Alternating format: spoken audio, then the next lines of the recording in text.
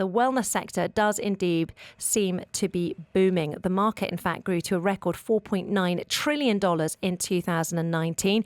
While it fell down a little bit during the year of 2020, we have seen a consumer values shift. So the future of the wellness market is incredibly bright, predicted to grow 10% annually through to 2025. And in 2021, a report shared by the corporate Wellness Dubai revealed that the size of health and wellness industry right here was poised to grow by nearly 1.3 billion US dollars by just the end of this year. So if you're thinking of becoming an entrepreneur in any sector, maybe the wellness sector is the one for you. We've seen so many wellness products doing well, from collagen drinks to sleep trackers to workout memberships. And of course, all of those buzzwords that are being thrown around, self-care, intermittent fasting, and all the rest of it. Now, one person who's done amazingly well in this space is Ruba Ali, with nearly 2 million followers on Instagram. She's a public figure, a health coach, and of course, an entrepreneur. And most importantly, she joins me and George in the studio right now. Ruba, hello. How are you? Hello. Thank you so much for having me. It's a pleasure to be here. It's so lovely to have you in the studio. Thank you very much indeed for joining us. Now, I know we've got loads and loads of questions for you. I'm going to start off with one, and then I'm going to let George ask some because I don't like to dominate the mic too much. But basically, you've worked on your entrepreneurial and fitness journey for many years. Obviously, during the pandemic, that was a time of stasis for all of us. Did you find that people needed more guidance when it came to taking care of their health during that time? Thank you so much for asking that. I think during that time, a lot more people were waking up to their health and wellness, and more importantly, not just the physical component, but the mental component. So I believe that many people were looking for guidance and how to improve their mental well-being as well as their physical. Nice. And Ruba, as a business or as a person or as a wellness provider, if you want, what kind of service do you provide to your clients? So for my clients, I provide e-commerce products. So I have an online subscription for workout programs, tailored nutrition guides. We do online consultations. So whether you are looking to improve your health or you're looking to become a personal trainer, you have the guidance and mentorship you need.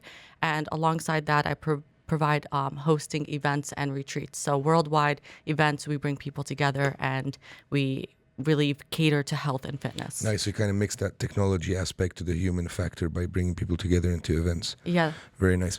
Now, self-care is a buzzword that's been thrown around, right? And we hear often out these days.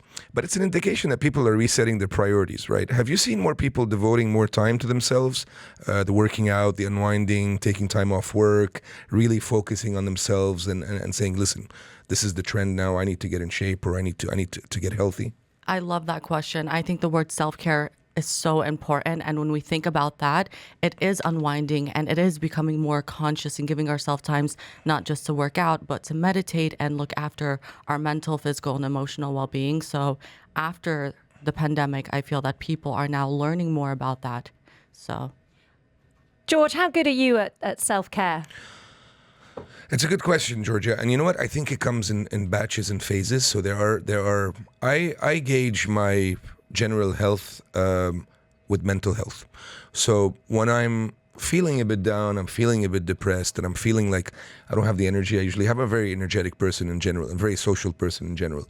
When I feel that part of my life is down or I would say on the decline, I know that I need to take care of something, right? So whether it's taking care of myself, whether it's mental health, whether it's physical health, whether it's shedding a few pounds or a few kilos or anything. And I'm not ashamed to say it, right? I'm a bit overweight and that sometimes puts my mental state in a bit of a tired state, if you want. So I go and shed a few kilos and get back in a bit of a shape, and that always helps.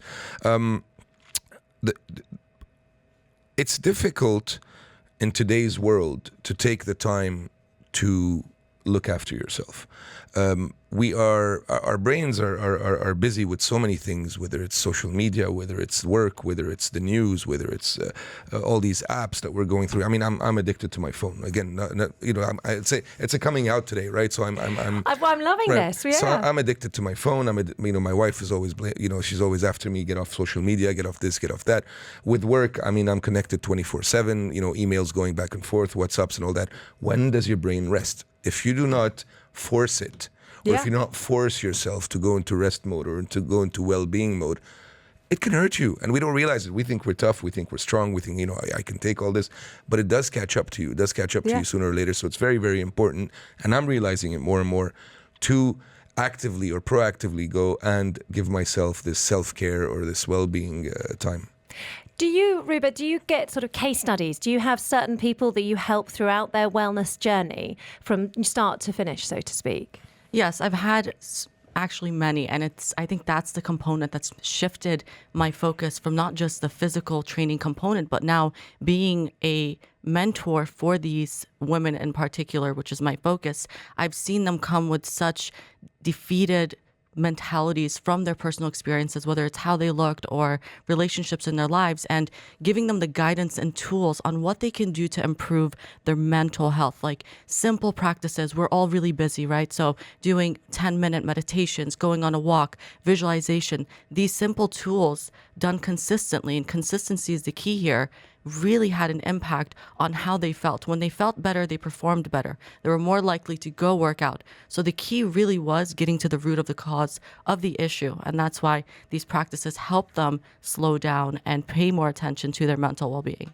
I'm really interested in how your business centers around both your expertise, but obviously also your personality. Now, does that put quite a lot of strain on you? Because obviously, you have to perform every day as well because you are part of the product, so to speak. Yes, that's a great question. It actually had a significant impact because I was overworking and doing more and just having this mentality of I have to, I must. And there was a point where I was forced to stop and take that time to look after my mental well-being. Now, Ruba, let's talk a bit of business here. Now, the wellness industry is bound to grow exponentially. How are you going to capitalize as a business on that? What's next for you? And there's no shame in talking business and talking money and talking growth and talking profit. So how are you as a business going to take advantage of this exponential growth that's coming? Because we see it. I just downloaded an intermittent fasting app last night, paid $20 for it. I never pay for an app before. I hate paying for apps, but I said, you know what, it'll help me. So how are you going to capitalize on this boom? I think that the most important thing to put into perspective is who you're catering to.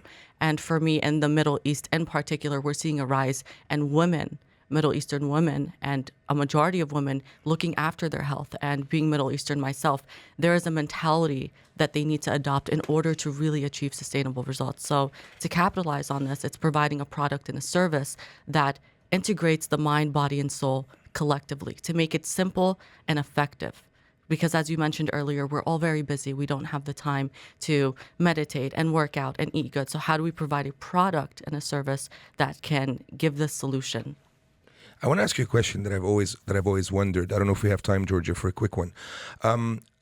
Do we have more of a well-being culture in Dubai than anywhere than other places in the world? I know you've been in the US and you've been around these places. Every time I go to the beach on a weekend, I'm like, everybody's so fit. Everybody. I've never met as many, for example, vegans or as many people that are into their healthy eating than I have here. Is it more here than other places, or is it just a perception? I must say there is an emphasis here. There's definitely a focus on health and well-being, but I have seen it to this degree in Florida and Miami.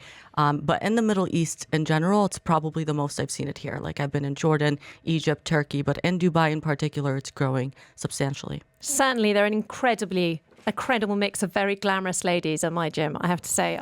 Every time I go, I feel sort of slightly uninspired by these Amazonians surrounding me. Ruba, amazing to speak to you. Thank you so much for your time. Lovely to hear about how you're developing your business in the wellness sector. Ruba Ali, public figure, health coach and entrepreneur with nearly 2 million followers on Instagram. Make sure you check her out. Thank you so much for your time. Really Thank you so appreciate much. it. Thanks, Ruba.